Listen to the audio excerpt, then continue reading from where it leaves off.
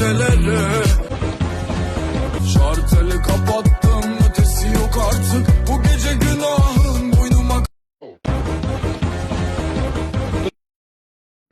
Bilemedim hangi yüzüne konuşacağım. Bilemedim hangi yüzüne konuşacağım.